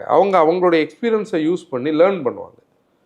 ஆனால் ஒரு சைஸான இல்லை ஒரு டைப்பான பீப்புள் உண்டு, அவங்க இந்த லேர்னிங் கர்வே கிடையாது. எது கிடைச்சாலும் உள்ளே எடுத்து போட்டு பொழிச்சு அவங்க ஒரு ட்ரையல் பார்த்து ஒர்க் அவுட் ஆனால் ஒர்க் அவுட் ஆகும், ஒர்க் அவுட் ஆகலைன்னா அந்த பிராண்டை திட்டிட்டு போகிறது. இதுதான் இந்த வெளியே உள்ளதில் உள்ள பயம். அந்த ஃபஸ்ட்டு கேட்டகரியில் உள்ள பீப்புள் மாதிரியே எல்லாரும் அந்த நியூ ஜென்ரேஷன் கார்ஸுக்கு அப்டேட்டடாக இருந்தாங்கன்னா இந்த பிரச்சனைகளுக்கு இந்த கன்சியூமர்ஸ் யோசிக்க வேண்டாம். நம்ம வெளியே தைரியமாக போக முடியும். இப்போ உலகம் எல்லாருக்கான தானே. அப்போது ஆஃப்டர் சேல் சர்வீஸும் ஒர்க் ஆகணும், ஃப்ரெண்ட்லி நெய்பர்ஹுட் கராஜஸும் ஒர்க் ஆகணும். எல்லாருக்குமே அந்த ஸ்பேஸ் இருக்குது. இப்போ எல்லாராலையும் இப்போ நம்ம ஒரு 10 வருஷம் ஓல்டரான வெஹிக்கிள் நம்ம பேசிக் திங்க் பண்ணி பார்த்தோன்னே இதை நம்ம கம்பெனிக்குள்ளே கொண்டு போய் அவங்க அதுக்கு ஒரு ஆர்ஓ ஓப்பன் பண்ணி அவங்க போடுற லேபர் காஸ்ட்டுக்கு நம்ம ஒரு ஃப்ரெண்ட்லி நெய்பர்ஹுட் கராஜில் போனோம்னா, இல்லை நம்ம ஊரில் இருக்கக்கூடிய ரெப்யூட்டட் கராஜில் போனோம்னா அது இன்னும் கொஞ்சம் கூட ஈஸியாகவும் சீம்லெஸ்ஸாகவும் இருக்கும். அப்போ ரெண்டுக்கும் அட்வான்டேஜஸ் இருக்குது, டிஸ்அட்வான்டேஜஸ் இருக்குது. இங்கே இந்த 2 கேட்டகரி இருக்கா? அதே மாதிரி நான் ஃபஸ்ட்டு ஆஃப்டர் சேல் சர்வீஸில் இங்கேயாவது நீ அவங்கக்கிட்ட மிங்கிள் ஆகி இந்த செகண்ட் கேட்டகரியில் பிரச்சனை வந்தாலும் சால்வ் பண்ணலாம். ஆனால் இந்த ஆஃப்டர் சேல் சர்வீஸில் சில குளறுபடிகள் நடக்கிற இடங்கள், அது எல்லா பிராண்ட்லேயும் இல்லை, சில பிராண்ட்ஸில் அதெல்லாம் சால்வ் பண்ணவே முடியாது. இப்போ பீப்புள் உண்மையிலேயே ஒரு ட்ராப்பில் வேரண்டி போட்டுட்டோம் இவங்க கூடயே ட்ராவல் பண்ணணும்னு இருக்கும். சிலவங்க இப்போ நம்ம எல்லாம் ஃபோர்டை விட்டு வெளியே வராததே நமக்கு அந்த சர்வீஸ் ரேப்பும் இருக்கிறதுனால தான். இவ்வளோ கிலோமீட்டர்ஸையும் தாண்டி வேரண்டி எல்லாம் முடிஞ்சு நம்ம பண்ணிகிட்டு இருக்கோம். அந்த மாதிரி ஒரு கனெக்ட் இருக்கிறவங்க ஆஃப்டர் சேல் சர்வீஸ்லேயே பண்ணலாம். ஆஃப்டர் சேல் சர்வீஸோட டிபெண்டன்ஸ் எங்கன்னா பார்ட்ஸ் அவைலபிலிட்டி வந்து கொஞ்சம் கூட ஈஸியாக இருக்கும். இதில் மித்துன்னு சொல்கிறது என்னன்னா ஆஃப்டர் சேல் சர்வீஸ் வந்து ஏஜ்டு வெஹிக்கிள்ஸுக்கு பண்ணக்கூடாதுன்னு சொல்கிறதெல்லாம் மித்து. அதெல்லாம் லாஜிக் இல்லை. நமக்கு எங்கே கனெக்ட் இருக்கோ அங்கே கண்டிப்பாக பண்ணலாம். நான் வந்து திருப்பியும் சொல்கிறேன், இந்த மெக்கானிக்ஸை நான் ஏன் ஃபோக்கஸ்டாக சொல்கிறேன்னா, வெரி ரீசன்ட்லி நம்மளோட மோட்டோஃபேம் ஒருத்தர் ஒரு எக்ஸ்பீரியன்ஸை ஷேர் பண்ணதுனால தான். அதாவது ஒரு ப்ராப்ளத்தோடைய ஐடென்டிஃபிகேஷனே தப்பாக டயக்னைஸ் பண்ணி அதோடைய ஹெட் சைடில் ஹெட்டெல்லாம் ஓப்பன் பண்ணி அதை திருப்பி ரீசெட் பண்ணி பிரச்சனை வேறு டைமென்ஷனில் இருந்தது. ஆனால் அதோடைய அவுட்புட் இன்னொரு டைமென்ஷன் இருக்குது. ரீசனாக நம்ம ஏதோ ஒரு டைமிங் செட் கம்ப்ளைண்ட் ஆன ஒரு வெஹிக்கிள் பேசிகிட்டு இருந்தோம் தெரியுமா? எங்கள் கார்லேயே டைமிங் செட். உங்கள் காரு நானும் ஜெரோம் ரீசெண்டாக பேசிகிட்டு இருந்தோம். அது டைமிங்னு சொல்லக்கூடியதே அந்த கேம் ஷாஃப்டோடைய டைமிங். அது அந்த கேம் டைமிங் கரெக்டாக இருந்தால் தான் இன்டேக்கும் எக்ஸாஸ்ட்டும் கம்பஷன் எல்லாமே அந்த ஃப்ளோவில் கரெக்டாக இருக்கும். அது இல்லைன்னா அந்த ப்ராடக்டோட அவுட்புட்டே கரெக்டாக இருக்காது. இப்போ டைமிங் தப்பாக போச்சுன்னா டர்போ டிலேஸ் ஆகும், ப்ராப்பராக ஏர் உள்ள கிடைக்காது, எஃபிஷியன்சி குறையும், பவர் அண்ட் டார்க் லேக் ஆகும். இப்படி நிறைய விஷயங்கள் இருக்குது. அப்போது லேர்னிங் பண்ணுறவங்கள்ட்ட தைரியமாக கொடுக்கலாம். அது அந்த ரெப்யூட்டேஷன் தான், அவங்களோட இன்ட்ரெஸ்ட் தான். அடுத்து cheap oil ruins your engines. அது உண்மைதான், அது மித்து இல்லை. ஏன்னா என்ஜின் ஆயிலுக்குன்னு ஒரு விஸ்காசிட்டி இருக்குது. நம்ம இப்படி எடுத்து பார்க்கும்போது நமக்கு தெரியும். நான் அடிக்கடி யோசிச்சு பார்ப்பேன், இது உங்களுக்கு தெரியும், பார்க்குறவங்க கேட்குறவங்க தெரியும்னா கமெண்ட்ஸில் சொல்லுங்கள். இந்த சில பிக்கப்ஸில் வந்து ஆயில்ஸை வந்து ஒர்க் ஷாப்பில் இருந்து கலெக்ட் பண்ணிட்டு போவாங்க. ரீசைக்கிள் பண்ணுவாங்களான்னு எனக்கு தெரியல, உண்மையில் எனக்கு தெரியல. இப்போ நம்ம ஊரில் எல்லாம் பார்த்தோம்னா இந்த ஒர்க் ஷாப்ஸில் வந்து ஆயிலை வாங்கி நம்ம அந்த மரத்துக்கு மூட்டில் எல்லாம் செதல் வராமல் இருக்கிறதுக்கு இது பண்ணுவாங்க, பெயிண்ட் பண்ணுவாங்க. ரப்பர் பிளான்டேஷன்ஸில் எல்லாம் பண்ணுவாங்க. அதை தாண்டி இந்த மாதிரி ஆயில் எல்லாம் எடுத்துகிட்டு போவாங்க. அதெல்லாம் ரீசைக்கிள் ஆகி வந்தால் அது இந்த குவாலிட்டிக்கெல்லாம் வராது. இப்போது ஒவ்வொரு என்ஜினுக்கு ஒவ்வொரு ஸ்பெசிஃபிக் வேல்யூவில் ஆயில் தேவைப்படுதுன்னா அந்த ஆயில் வந்து கண்டிப்பாக தேவை தான். அதனால குவாலிட்டி மேட்டர்ஸ். அது காரை பொறுத்து அந்தந்த காருக்கு ஸ்பெசிஃபிக்கான என்ஜினை யூஸ் பண்ணும், ஆயிலை யூஸ் அதோட லோ கிரேட் வந்து கண்டிப்பாக யூஸ் பண்ணக்கூடாது. ஏன்னா இப்போ பெட்ரோலோடைய சில பெட்ரோல் என்ஜின்ஸை நம்ம நல்ல மெயின்டைனான பெட்ரோல் என்ஜின் நீ ஓப்பன் பண்ணேன்னா அந்த ஆயில் ஸ்டிக்கில் உனக்கு வந்து ஆயில் அப்படியே ஒரு ஹனி கலரில் இருக்கும். அதாவது சப்போஸ் அவங்க ரெட்டாக விட்டுருந்தா கூட ஒரு டேனிங் தான் அதில் ஆகிருக்கும். ஆனால் டீசலை நம்ம பார்த்தா அது கருப்பு தான் ஆகும். இப்போ ரெண்டோடைய கம்பஷன் ஸ்டைல் வேறு, டெம்பரேச்சர் வேறு. இப்போ ரெண்டுக்கும் ஸ்பெசிஃபிக்கான வேல்யூஸ் இருக்குண்ணா. இப்போ எஸ்ஏஇயில் நிறைய ஸ்பெசிஃபிகேஷன்ஸ் வரும். ஒரு சார்ட் கிடைக்குதான்னு பாரு, சும்மா சொசைட்டி ஆஃப் ஆட்டோமொபைல் என்ஜினியர்ஸோடைய அந்த சார்ட் இருக்குல்ல, 2040 2015 நிறைய சீரீஸ் இருக்கும். அதில் ஒவ்வொன்றுக்கும் ஒரு ஸ்பெசிஃபிகேஷன் இருக்கும். அதனால் இந்த லூஸ் ஆயிலுனால நம்ம ஊரில் சொல்லுவாங்க. முன்னாடி நான் RX 135 வச்சுருக்கும் போது 2T ஆயில் வந்து கேஸ்ட்ரோவில் ஒரு பச்சை கலரில் ஒரு இவ்வளோ போல் ஒன்றில் கிடைக்கும். அது வந்து சைடில் விடணும். அந்த ஆக்சிலேட்டரில் உள்ள பம்ப் வந்து அதை ட்ரா பண்ணி டேங்குக்கு எடுத்துகிட்டு போகும், மேலே சேம்பருக்கு எடுத்துகிட்டு போகும். கம்பஷனுக்கு இடத்துல டேங்குன்னு சொல்கிறேன், ஐ மீன் பிஸ்டனுக்கு எடுத்துகிட்டு போகும். ஆனால் அதுக்கு நமக்கு சில டைம் காசு இருக்காது, ஏன்னா அது ஈஸியாக தீந்துட்டே இருக்கும். அப்போ நான் என்ன பண்ணுவேன் தெரியுமா, லூஸ் ஆயில் வாங்குவேன். லூஸ் ஆயில் எப்படின்னா ஒரு நம்ம இந்த இது கொடுப்பாங்கல்ல ஹோட்டலில் சால்னா கொடுப்பாங்கல்ல, அதே மாதிரி வந்து இது பண்ணி கொடுப்பாங்க. அதை லைட்டாக கட் பண்ணி நம்ம உள்ளே விடுவோம். கண்டிப்பாக டிஃப்ரென்ஸ் இருக்கும். அப்படி விடும்போது நமக்கு மனசில் ஒரு திருப்தியில் இருக்கும்போது பெட்ரோல் பிடிக்கும்போது திருப்பி ஒரு 2Tயில் கொஞ்சம் ஆயில் வாங்கிடுவோம். அதனால oil quality matters. Washing your car daily causes paint damage. அது டெய்லி வாஷ் பண்ணால் பெயிண்ட் டேமேஜ் வரும். ஏன்னா எவ்வளோ மைக்ரோன் திக்னஸ் தான் அதில் இருக்க போகுது இல்லை. நம்ம டெய்லி தேய்ச்சி கழுவினோம்னா அது ஒரு லேயர் தானே. இப்போது எப்படி சொல்கிறது, இந்த எறும்பு ஊற கல்லும் தேயும்னு சொல்லுவாங்கல்ல, அதே மாதிரி அதுக்குன்னு தேஞ்சு ஃபுல்லாக போகாது.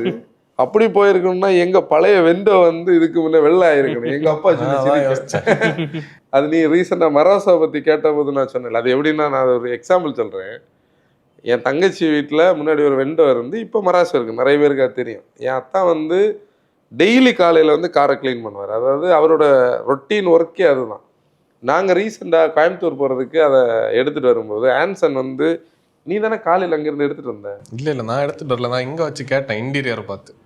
நான் அது முந்தின நாள் என்கிட்ட தந்தாங்க. இதுக்கு முன்னாடி ஒரு தடவை நீங்கள் யாரோ எடுத்துகிட்டு வந்தீங்க. நாங்கள் எடுத்துகிட்டு வந்தான்.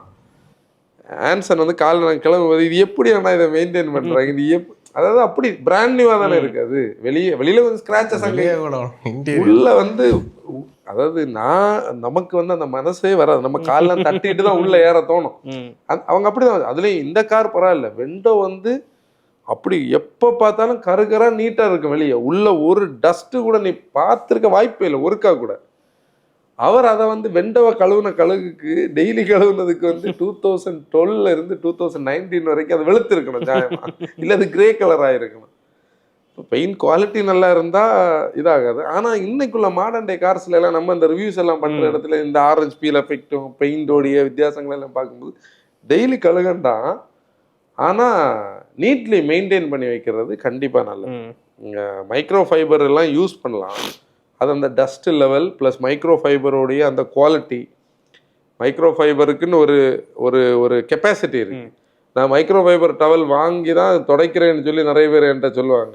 ஆனால் அவங்க மைக்ரோ ஃபைபர் காட்டுங்கன்னு கேட்டால் வாங்கி 2 வருஷம் ஆகிருக்கு. அது மைக்ரோ ஃபைபர் மாறி இப்போ சாதா டவலையும் தாண்டி லோக்கல் டவல் ஆகிருக்கும். அப்படி கிடையாது, அதுக்கு ஒரு கெப்பாசிட்டி இருக்கு. அவ்வளோதான் அதில் டஸ்ட்டை ஹோல்டு பண்ண முடியும். அது பண்ணலாம். சாமாய்ஸ் யூஸ் பண்ணலாம். அது டெய்லி கழுகுறது அது எப்படி சொல்றது தெரியல, ஏன்னா அந்த ஆஸ்பெக்ட் தெரியல. ஆனால் வேற நிறைய வந்து நம்ம இந்த ஷாம்பு யூஸ் பண்றோம்ல, கெமிக்கல்ஸ் கிளினிக் பிளஸ் யூஸ் பண்ணா கண்டிப்பா பெயிண்ட் ஃபேட் ஆகும்னு தெரியும். பெயிண்ட் கிளியரே இருக்காது, டேமேஜ் ஆகுமான்னு தெரியாது. கலர் ஃபேடிங் வந்து உனக்கு வருதுனாலே கிளியர் அவுட் ஆகுதுன்னு அர்த்தம். நீ கை வச்சாலே இம்ப்ராப்பர் இருக்கும். இந்த ஷாம்பூஸ் வந்து இப்போ என்னுடைய கை கொஞ்சம் சென்சிட்டிவ். எனக்கு வந்து இந்த பிஹெச் நியூட்ரலைஸ்ட் இல்லாத ஷாம்பூஸ் யூஸ் பண்ணால் ஸ்கின் வந்து ஒரு மாதிரி ஆகும். அதில் டூப்ளிகேட்டாக இந்த சில பிராண்ட்ஸை நான் இப்போ சொல்ல வரல, அது வேண்டாம். சில பிராண்ட்ஸை டூப்ளிகேட் பண்ணி சில ஷாம்பூஸ் வச்சுருப்பாங்க. அதெல்லாம் இவங்க வீட்டில் உட்காந்து கெமிஸ்ட்ரி பண்ணுற ஷாம்பூஸ். அதெல்லாம் இப்போ ஒரு கெமிக்கல் கடையில் போனோன்னா எல்லா பொருளும் கிடைக்கும். இங்கே கொரோனா காலத்தில் ஹேண்ட் வாஷ் எல்லாம் செஞ்சாங்க நிறைய பேர். அதனால எனக்கு தெரியும். நானும் நினச்சேன் இதெல்லாம் பெரிய விஷயம்னு சொல்லி. அவங்க 2-3 ட்ரம் வச்சு அதில் ஸ்மெல்லாம் ஆட் பண்ணி அதே மாதிரி இருக்குது, கொள்ளையிடலாம் பண்ணுறாங்க. ஆனால் அது இவ்வளவு ரிசர்ச் எல்லாம் பண்ணி பண்ணுற அந்த ஸ்டைலுக்கு வராது. ஆனால் பார்க்குறதுக்கு அப்படி இருக்கும். எனக்கு தெரிஞ்சு நிறைய ஹோட்டல்ஸில் நமக்கு இந்த ஹேண்ட் வாஷ் எல்லாம் இந்த மாதிரி இருக்கிறதா கூட இருக்கலாம், தெரியல. அது மாதிரி உள்ள கார் வாஷஸ் வந்து ஸ்கின்னுக்கு இவ்வளோ பிரச்சனையை உருவாக்குதுன்னா கண்டிப்பாக பெயிண்ட்டை பாதிக்கும். அதுலேயே இந்த பிளாஸ்டிக் லேடிங் ஒன்று இருக்கு பாரு, நம்மளுடைய லேட்டஸ்ட் இந்த கிராஸ் ஓவர்ஸில், அதெல்லாம் அவுட் விக்கெட்டு தான். ஏன்னா ஃபர்ஸ்ட் கருப்பாக இருக்கும், அடுத்து அப்படி ஸ்லோலி ஒரு டர்ட் லெவலுக்கு வரும், அடுத்து அப்படி கிரே. அதில் ரீசெண்டாக ஒரு ரீல் பார்த்தேன். ஒருத்தர் இந்த சீஸ் எல்லாம் இது பண்ணுறதுக்கு ஒரு இது வச்சுருப்பாங்கல்ல, ஒரு கன் ஃப்ளேம் வரும், அது வச்சு அவர் அதை வந்து இது பண்ணிட்டு இருக்காரு. அப்போ அது டார்க் ஆகிட்டே வருது. அது இந்த ஸ்டேடியமோட சீட்ஸை பண்ணுவாங்க, அதை பார்த்து இவங்க இது பண்ணுறாங்க. ஒரு தடவை இது கறக்கும், நெக்ஸ்ட் டைம் இது பண்ணும்போது அது வெந்து போயிடும். அதான் உண்மை. Premium tyres R only for performance and comfort. இல்லை, ப்ரீமியம் டயர்ஸில் நிறைய வித்தியாசங்கள் இருக்கு. டயர்னு சொல்லக்கூடியது, நான் ரீசெண்டாக இந்த ஆஸ்பேரில் ஒரு டயர் கிடந்ததுக்கு டேனிட்டாச்சு. அது எப்படின்னா, எனக்கு எப்போவுமே காம்ப்ரமைஸ் பண்ண முடியாத ஒரு டிபார்ட்மெண்ட் அந்த டயர்ஸ். ஏன்னா நம்மளுடைய சில எமர்ஜென்சி நேரங்களை நம்மளை காப்பாற்றுற வேலையும் அது பண்ணும். ரோட் கிரிப்பு, நம்மளுடைய ஹேண்ட்லிங், நம்மளுடைய வெஹிக்கிள் கண்ட்ரோல் எல்லாத்துலேயுமே அதுக்கு ரோல் இருக்குது. கூட அது எஃபிஷியண்ட்டாகவும் இருக்கணும், லெஸ் நாய்ஸியாக இருக்கணும், மெயினாக டியூரபிளாக இருக்கணும். அப்படியெல்லாம் நம்ம பார்க்கும்போது ஒரு டயருக்கு நம்ம கொடுக்குறோன்னா காசு, அதாவது ப்ரீமியம் நம்ம மீன் பண்ணுறது, அதாவது நிறைய பிராண்ட்ஸ் இருந்தாலும் அந்த கேட்டகரியில் உள்ளதில் காஸ்ட்லியான டயர் தானே. ஒரு 2000 rupees கூட இருக்கும். அது கண்டிப்பாக ஒர்த்து, அதில் டவுட்டே கிடையாது. நம்ம இன்வெஸ்ட் பண்ணக்கூடிய ஒரு பொருள் வந்து டயர். இப்போ ஒரு எக்ஸாம்பிள் நான் சொல்கிறேன். நம்ம எக்கோ ஸ்போர்ட்டில் நம்ம வாங்கின புதுசில் ஒரு டயர் கிடக்கும், அது பழைய ஓனர் போட்டு வச்சுருந்தாரு.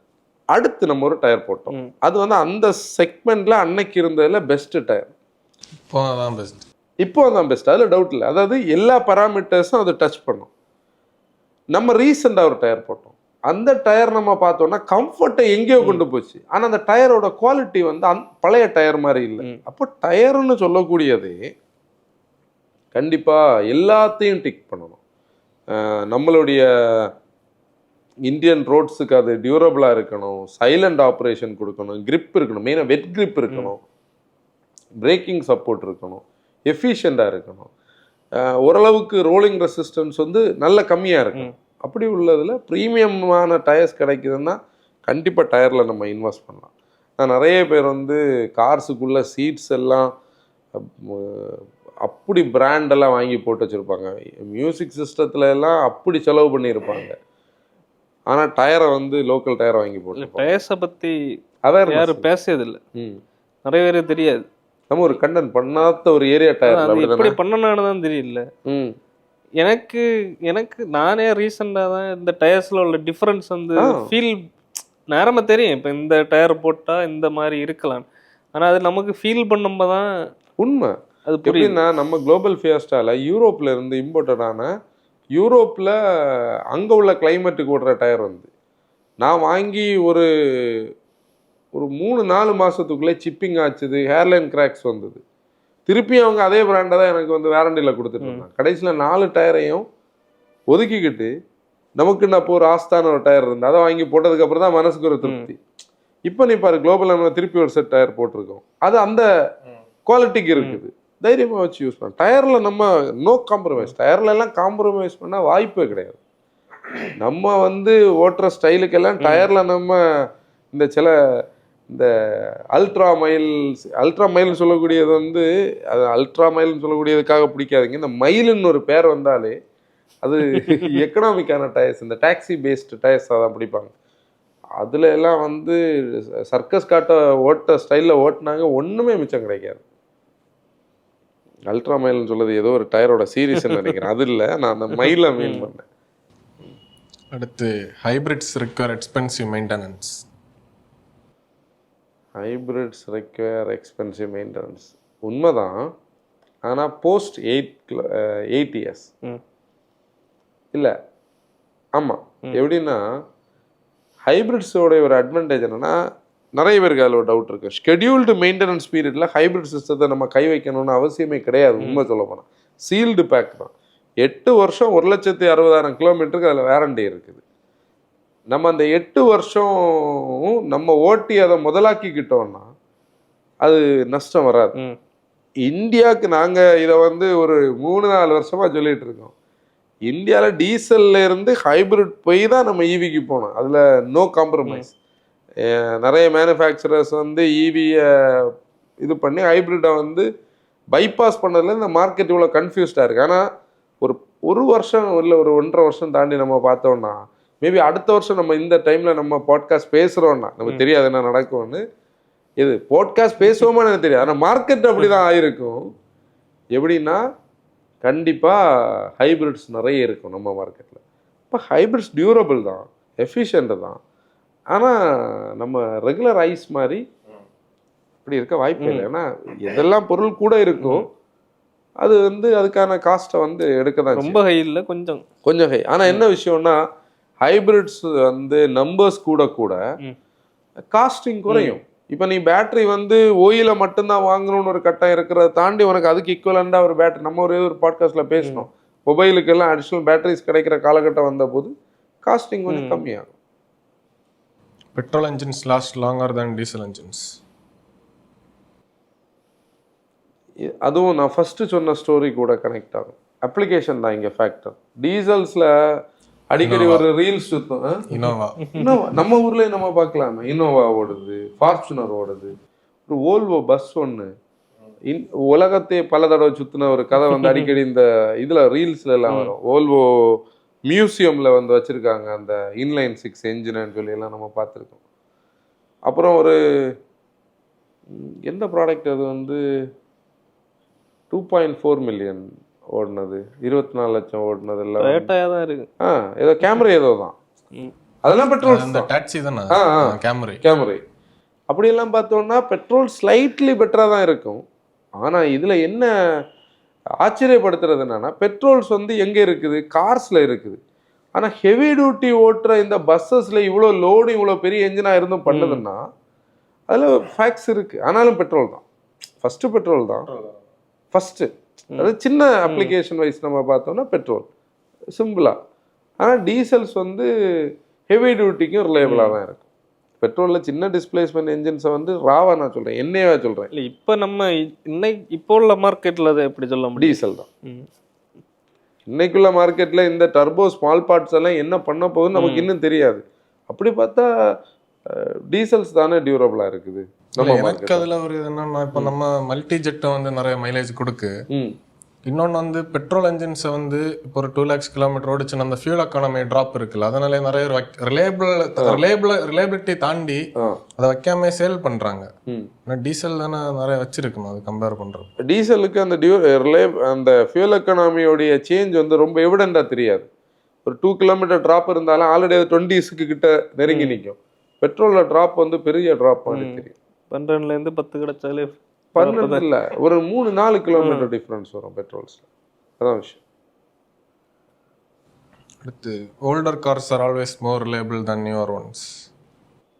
அது வந்து மெர்சிடிஸ் வந்து W123 உடைய ஸ்டோரி நம்ம நிறைய இடத்துல வாசிச்சிருப்போம். அந்த இடத்துல அவங்க வந்து இனிமே இதுக்கு நம்ம வந்து இதே குவாலிட்டியில் கார்ஸ் பண்ண இந்த கம்பெனியை பூட்டிட்டு போகணும், ஏன்னா யாரும் புதிய கார் வாங்க மாட்டாங்கன்னு சொல்கிற ஒரு கதை. நிறைய ஃபேக்டர்ஸ் இருக்குது இதில்.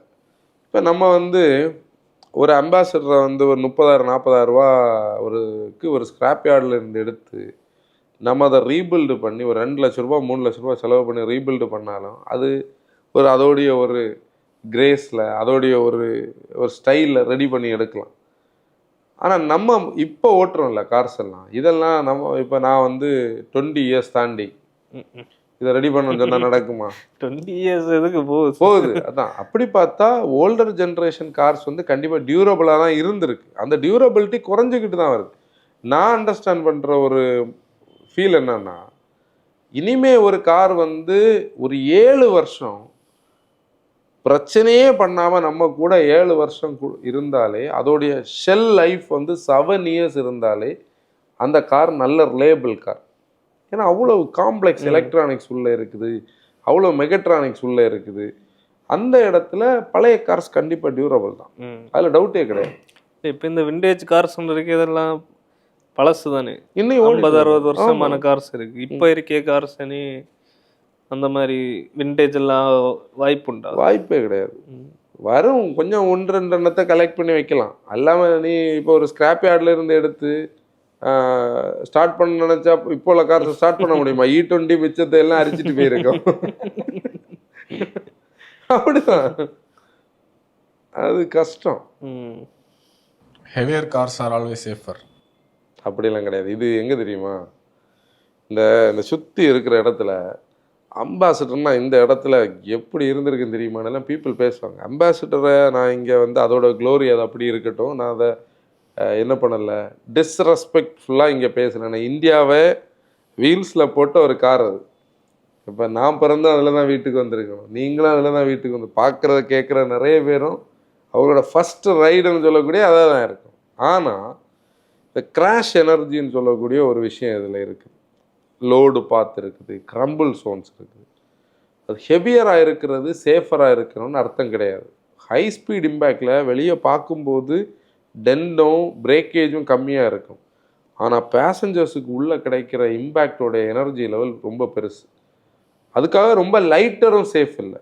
இதுக்கு ஒரு பேலன்ஸ் வேணும். அந்த இடத்துல இன்னைக்குள்ள என்ஜினியரிங் உண்மையிலே ரொம்ப மாடர்னான என்ஜினியரிங். இந்த சோக்கால் இந்த சேஃப்டியில் நம்ம சில லைவ் கிராஷ் டெஸ்ட் எல்லாம் வந்து நம்ம பார்க்கும்போது அதை அப்சார்வ் பண்ணுற அந்த விதத்தை தான் நம்ம பார்க்கணும். ஏன்னா அந்த பேசஞ்சர் கேபின், ஆனால் கார் வந்து தூக்கி போடப்படும், நமக்கு கன்ஃபியூஷன் வரும். இந்த டாக்டர்ஸ்கிட்ட கேட்கும்போது சொல்லுவாங்க, இந்த டேர்ம் சரியான்னு தெரியாது, கழுத்தெல்லாம் பிடிச்சி வச்சுருக்கும், இதில் மார்க்ஸ் இருக்கும். முன்னாடி வந்து ஒரு 500 இங்கே ஒரு ஆக்சிடெண்ட் ஆகி ஏர் பேக் ஓப்பன் ஆனதில் அந்த ஒரு ஆனந்தன் ஒரு பிரதர் இங்கே மார்த்தாண்டத்தில், அவர் நம்ம பாட்காஸ்ட் கேட்பாருன்னு நினைக்கிறேன், இங்கே ஃபுல்லாக மகேந்திராவுடைய மற்ற பழைய லோகோவை கொண்டு நடந்தார் ஒரு வாரம். அதோட மிரர் இமேஜ் அதை அடித்தது, சீல் அடித்தது மாதிரி இருந்தது. அது மாதிரியெல்லாம் நடக்கும். அதெல்லாம் சின்ன சின்ன இன்ஜுரிஸ் தான். சிலவங்களுக்கு பிளாஸ்டிக் அடிச்சு இந்த இடம்லாம் உடஞ்சது, ஐ மீன் கீறினதெல்லாம் நான் பார்த்துருக்கேன். கண்ணாடி உடஞ்சது இதனால. இப்போ எனக்கு ஃபேஸில் வந்து ஏர் பேக் அடிச்சுன்னா என் கண்ணாடியே எனக்கு இங்கே இன்ஜுரி பண்ணும். ஆனால் மெட்டல் வந்து இங்கே வராது. ஆனால் இந்த மாதிரி சப்போஸ் வந்து வெல்டட் பீசஸ் எல்லாம் இருக்கக்கூடிய ப்ராடக்ட்ஸில் மெட்டல் உள்ள வரும். அதே மாதிரி கொலாப்சபிள் ஸ்டியரிங் கார்டெல்லாம் இந்த சேஃப்டி பார்ட்டில் வந்தது தானே. ஒரு காலகட்டத்தில் ஆக்சிடென்ட்டில் ஸ்டியரிங் தானே நம்மளுடைய அப்டமனில் அடித்து பெரிய இதாக இருந்தது. இப்போ பழைய காலத்தை கம்பேர் பண்ணும்போது கண்டிப்பாக சேஃப்டி இன்னைக்கு வேறு லெவலுக்கு வந்தாச்சு. பேசஞ்சர் கேபின் இன்டாக்டாக தானே இருக்குது. நம்ம இந்த கிராஷ் டெஸ்ட் பார்க்கும்போது கார் டாஸ் ஆகுது, ஆனால் பேசஞ்சரால் டோரை திறந்து வெளியே வர்றதுக்கான வாய்ப்பு இன்னைக்கு இருக்குது. அன்னைக்கு பார்க்குறதுக்கு வேறு ஸ்டைலில் இருக்கும், ஆனால் இம்பேக்ட் லெவல் வேறு மாதிரி இருக்கும். அதனால் நாங்கள் அந்த காலத்தில் வச்சுருந்த கார்ஸ் எல்லாம் சேஃப்னு சொல்கிறது, அன்னைக்கு ஸ்பீட்ஸ் கம்மி, இவ்வளோ பெரிய ஹைவேஸ் இல்லை, அம்பாசிடரை நிறுத்த முடியுமா பிரேக் அடித்து, பம்ப் பண்ணி பிரேக் பண்ணணும். அம்பாசிடருக்கு இருந்த பெரிய தலைவலியை வந்து பிரேக்கு தான். அதெல்லாம் நம்ம கேல்குலேட் பண்ண மாட்டாங்க. ஆனால் அது பேசுகிறதுல உள்ள பிரச்சனை தான். ஆனால் இன்றைக்கி நம்ம ஹை ஸ்பீடில் போகிறோம், ஸ்டாப்பிங் போகிறோம். அதில் எல்லாத்துலேயும் 90% டிரைவிங் தான். அதையும் நான் சொல்லணும். மெஷின் எப்படி இருந்தாலும் ஓட்டுறால் குழப்புனா கதை ஃபுல்லாக போச்சு. அப்படி தானே? ஏர் பேக்ஸ் டிப்ளாய் இன் எவரி ஆக்சிடென்ட் கிடையாது. வாய்ப்பே ஒன்ல. ஏன் தெரியுமா? சென்சார் வந்து அந்த சென்சார் ஒர்க் ஆகணும். இல்லை சென்சாருக்கான இம்பேக்ட் இல்லாமல் ஏர் பேக்ஸ் வந்து அது வேற. இப்போ சும்மா ஓப்பன் ஆனா அந்த இது திருப்பி வைக்கிறதுல பெரிய காசு. அது நம்மளை இன்ஜூரும் பண்ணும். இப்போ நம்ம டிங்கர் பண்ண போன வண்டி அந்த இம்பேக்டுக்கு சென்சாருக்கு அந்த பேட் வரைக்கும் ஒரு இம்பேக்ட் இருந்து, அதுக்கு குறுக்கே ஒரு கிராஸ் பார் இருந்ததுனால அந்த இதுக்கு போகலை. அந்த ஃப்ரண்ட்ல ஒரு அலுமினிய சேம்பர் இருந்துல்ல, அலுமினிய பார் இருந்துல்ல, அதுல இம்பாக்ட் கிடைச்சா ஏர்பேக் ரெண்டும் ஓப்பன் ஆயிருக்கு. ஆனா ஏர்பேக் தட்ட வேண்டிய இடமே கிடையாது, ஓப்பன் ஆக வேண்டிய இடமே கிடையாது. அப்ப தேவைக்கு மட்டும்தான் ஓப்பன் ஆகணும். அது ஒரு மித்து. உண்மையிலே ஏர்பேக்ஸ் இருக்கிறதுனால நான் எப்படி ஓட்டலாம், அது என்ன காப்பாத்துன்னு சொன்னா அது கிடையாது. Petrol cars always give worse mileage than diesel. Petrol car always gives worse mileage than diesel. Fuel எக்கனாமினாலே டீசல் தான். பெட்ரோல்ஸுக்கு ஹைப்ரிடோட அசிஸ்டன்ஸ் இருந்தா அந்த அது கொஸ்டின் கிடையாது. இல்லை, பெட்ரோல் எஃபிஷியன்சி கிடையாது. எனக்கு வந்து அதுவும் நம்ம டிரைவிங் ஸ்டைலுக்கு வந்து பெட்ரோல்ஸால எந்த டிரைவிங் ஸ்டைலுக்கு கிடைக்காது, வாய்ப்பே. நீ எப்படி ஓட்டுற அது இதுல சொல்லுவேன். அது நம்ம டிரைவிங் ஸ்டைல் இல்லையே. எப்படி ஓட்டினாலும் 8 தான். ஏசி போடல நான் 10. ஏசி போட்டு அதுலயே 2 கிலோமீட்டர் படிக்கிறேன். Using AC drastically reduces mileage. இது ஒரு மித்து. இதை நான் கண்டிப்பா இதை ஃபர்ஸ்ட் நீங்க கேட்க வேண்டிய கொஸ்டின் எப்படின்னா, அது நம்ம ஸ்பீடு ஒரு ஃபேக்ட்.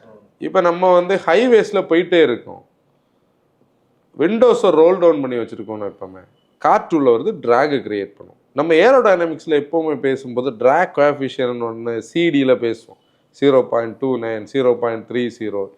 இந்த ட்ராக் வந்து தான் இந்த மொத்த பிரச்சனையே. அப்போ ஆல்ரெடி விண்டோஸ் வெஹிக்கிள்லேயும் டைனாமிக்கலி சார்ட்டடாக இருக்கு, ஏரோடைனமிக்கலி சார்ட்டடாக இருக்காது. இங்கே விண்டோவையும் நம்ம தாத்து வச்சோம். அதுவும் விண்டோ எப்படிலாம் தாத்து வச்சுருக்கோம், டிரைவர் சைடு ஏற்றி வச்சுருப்பாங்க, இந்த சைடு கொஞ்சம் வச்சுருப்பாங்க, அந்த சைடு ஃபுல்லாக வச்சுருப்பாங்க. காற்று எங்கே வரும், எங்கே பிரேக் பண்ணணும், எங்கே ட்ராக் இருக்கும், என்ன பண்ணணும்னு தெரியாது. இந்த ட்ராகும் இந்த இதோடைய ஒரு இது பார்த்தேன்னா, நான் ரீசெண்டாக உங்கள்கிட்டையும் பேசிகிட்டு இருந்தேன். ஒரு குட்டி ஃப்ளைட்டு ஒரு பைலட் ஓட்டுறவர் ஏரோடைய ஏர் வந்து எவ்வளவு பெரிய விஷயமாக்கும்னு உள்ளதை காட்டுறதுக்கு, இப்போ அவங்களுக்கு ஸ்டெபிளைசர் இருக்கும், ரட்டர் இருக்கும், எலிவேட்டர் இருக்கும், நிறைய கதைகள் இருக்குல்ல ஃப்ளைட்டில். அவர் வந்து இப்படி ஓப்பன் பண்ணுறதுக்கு அவருக்கு ஒரு சின்ன கிளாஸ் இருக்குது, அதை ஓப்பன் பண்ணி கையை வெளியே போட்டு அவர் காட்டுறதுக்கு அது ரெஸ்பாண்ட் பண்ணிட்டு இருக்கு. அந்த வீடியோ எங்கேயாவது கிடைக்குதான்னு தேடி பார்ப்பேன். நான் டேரக்டர் நான் இதை சொல்லிட்டு இருந்தேன். அப்படி ஏருக்கு இங்கே ஸ்கோப் இருக்கிற நேரம் ஹைவேஸ் போகிறோம்னா 100% ஏசி போட்டு தான் ஓட்டணும். அப்படி ஓட்டினா தான் அது எஃபிஷியண்டாக இருக்கும். சின்ன ட்ரிப்ஸில் ஆன்சர் சொல்கிறது மாதிரி எஃபிஷியன்சி வந்து ஒரு 40 கிலோமீட்டருக்குள்ளே ஓட்டுறோம், மார்த்தாண்டத்துக்குள்ளே ஓட்டுறோன்னா, இப்போ நான் இப்போ வந்து கொஞ்ச நேரமே இந்த வெயிலில் நின்று பியாஸ்டாவை எடுத்துகிட்டு ஸ்கூலுக்கு போனேன். அந்த நேரம் நான் ஏசியை போடாமல் போயிருந்தேன்னா நான் கொஞ்சம் ஹாட்டாக சொட்டாகி வந்திருக்கலாம். ஆனால் எனக்கு எஃபிஷியன்சி கூட தான் இருந்திருக்கு. ஏன்னா ஏசி நான் ஸ்டாப்பாக போட்டு ஓடிச்சுது கொஞ்ச நேரம். அது அதில் அப்படின்னா எவ்வளோ டிஃப்ரென்ஸ் வரும்? நல்ல டிஃப்ரென்ஸ் இருக்கும். 20% மேலே டிஃப்ரென்ஸ் இருக்கும். ஹைவேஸில் நிறைய பேர் வந்து சும்மா திறந்து போட்டு போயிட்டு இருப்பாங்க. ஒன்று கம்ஃபர்ட் வேஸ்ட் ஆகும். இல்லை நம்ம இந்த லோக்கலில் அப்படி லோக்கல்லையும் அதாவது அங்கே எங்கே குறையுதோ அதே அளவுக்கு இங்கே குறையும். அது வைஸ் வர்ஸா. 20% வந்து இங்கே சிட்டிஸில் குறையும். என்ன 20%னா உனக்கு பெல்ட் ட்ரிவன் லோடு தானே அது. ஹைவேஸில் கூலிங் எஃபிஷியன்சி நல்லா இருக்கும். நம்ம ரேடியேட்டர் ஃபேனே ஓடணும்னு அவசியம் இல்லை. கண்டென்சர் நிறைய ஃப்ரெண்டில் தானே இருக்குது. ஈஸியாக கூல் பண்ணும். தெர்மல் எஃபிஷியன்சி இருக்கும்.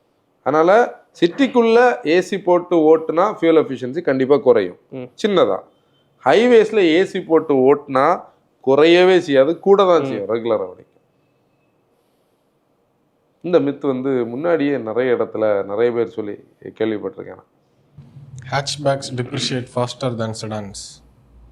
ப்ரைஸிங்லையா டிப்ரிஷியேஷனா?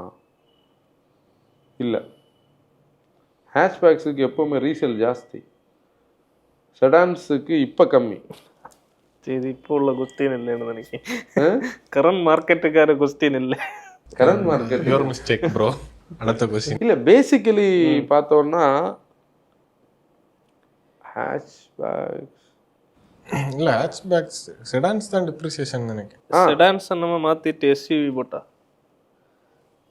எஸ்யூவிஸ்ல கேட்டகரிஸ் இருக்கு. ஃபர்ஸ்ட் வாங்கியதுக்கே ஆள் இல்லை செடான். இல்லை, செடான்ஸுக்கு டிப்ரிசியேஷன் இப்போ ஜாஸ்தி. ஏன்னா டு பி ஃப்ராங்க், நம்மகிட்ட ஒரு வேகனார் இங்கே கிடக்கல. இந்த வண்டி மேனுவலாக இருந்தால் இன்றைக்கி 410 4.5ன்னு கேட்குறதுக்கு பீப்புள் இருக்காங்க, 4 ரூபான்னு கேட்குறதுக்கு பீப்புள் இருக்காங்க. இப்போ நீ வந்து ஒரு வெண்டோ இதெல்லாம் பார்த்தீங்கன்னா 3 ரூபாய்க்கு கீழே தான் இருக்குது. வெண்டோ சிட்டி சியாஸ் கூட நமக்கு கிடைச்சது. சியாஸ் என்ன ரேட்டு கிடச்சி? அது 5 பாயிண்டா? சிம்பிளா வரேன், ஆஸ்பைரையும் ஃபிகோவையும் கம்பேர் பண்ண. அது சரி, அது கரெக்ட் இல்லையா? செடானுக்கு கம்மி தானே மார்க்கெட் இருக்கு. அதான் diesel cars always have lower resale. அப்படி கிடையாது நம்ம மார்க்கெட்டில். அப்படி கிடையாது நம்ம மார்க்கெட்டில் வந்து அதுலேயும் சில பெக்குலியர் டீசல்ஸுக்கு ஆப்வியஸ்லி எப்போவுமே டீசல்ஸுக்கு வந்து ரீசேல் ஜாஸ்தி. நம்ம இப்போ ஒரு ஸ்விஃப்ட் டீசல்லாம் பார்த்தோம்னா பெட்ரோலோடைக்கு 1.5 லட்ச ரூபா கூட இருக்கும் ரீசேலில். ஆனால் டீசலில் மெயின்டைன்டான நல்ல வெஹிக்கிளுக்கு தான். டர்போ எல்லாம் லீக் ஆகி ஃபுல்லாக என்ஜின் ஹெட்டெல்லாம் செப்டிக்காக இருக்கக்கூடிய அதில் பேஸ்டெல்லாம் இருக்கும் சில வண்டியில். ஹெட்டெல்லாம் எடுத்து ஹெட் பேக்கிங் எல்லாம் போய் வால்டோர் வழி எல்லாம் லீக் ஆகி கிடக்கக்கூடிய இடங்கள்ல எல்லாம் பார்த்தோம்னா அதுக்கு நம்ம காசை கொடுக்க முடியாது. Modifying your car always reduces resale value. அதில் டேஸ்ட்ஃபுல்லி மாடிஃபைடுன்னு ஒன்று இருக்குன்னு தெரியுமா? அதுக்கு ரீசேல் ஜாஸ்தி ஆகும். அதில் நீ வந்து சப்போஸ் நேற்றைக்கு தானே நம்ம ஒரு வீல் நான் உனக்கு காட்டினேன். நம்ம ஒரு ஹோண்டா சிட்டி நாகர்கோவிலில் பார்த்தோம்ல, டீ குடிக்க போன கேப்பில் அதில் வந்து லென்ஸோட வீல் இருந்து உண்மையிலே சூப்பர் வீல். அந்த வீல் அந்த வீலில் 185 டயர் போட்டிருந்தாங்க. அந்த வீலோட அவுட்புட் இல்லை. அந்த வீலில் போட்ட காசுக்கு அந்த ஓய் டயரை மாற்றிட்டு அப்சைஸ் பண்ணணும்னு அவசியம் இல்லை. ஆனால் ப்ரொஃபைலில் வந்து என்ன பண்ணியிருக்கணும், ஒரு 55 போட்டு 205 போட்டு. இல்லைன்னா இந்த வீலில் இவ்வளோ இன்வெஸ்ட் பண்ண விடாது. நான் அதை அவரை இது பண்ணி நான் சொல்லலை, நம்ம லாஜிக் வைஸாக யோசிச்சா. அப்படி பண்ணியிருந்தா அந்த காருக்கு வெளியே ஒரு விற்கிற ஒரு காசை விடைக்கு 50,000 ரூபாய் கூட. ஏன்னா அது அப்படி இருக்கும். ஏன் நம்ம எஸ் இருக்குல்ல, நம்ம எஸ் ப்ளூ எஸ்ஸை நம்ம வாங்க போகும்போது அவர் வந்து அந்த வீலுக்கு சேர்த்து காசை வாங்கி ஓய் வீலுன்னு தான் இருக்கு. நம்ம பழைய பாட்காஸ்ட் ஸ்டாண்ட் 5 வீல் இங்கே இருக்கு. அந்த வீலுக்குன்னு ஒரு ரேட் இருந்துல்ல. அதான் நான் டேஸ்ட்ஃபுல்லி மாடிஃபை பண்ணால் காசு கேட்கும். அந்த மாடிஃபிகேஷன் சொல்லி பின்னாடி வந்து இந்த நம்ம இந்த துணி உணக்கிறதுக்கு ஒரு ஸ்டாண்ட் எல்லாம் வச்சிருக்காங்க பண்ணத மாடிஃபிகேஷன் நம்ம மார்க்கெட்டுக்கு இல்லை.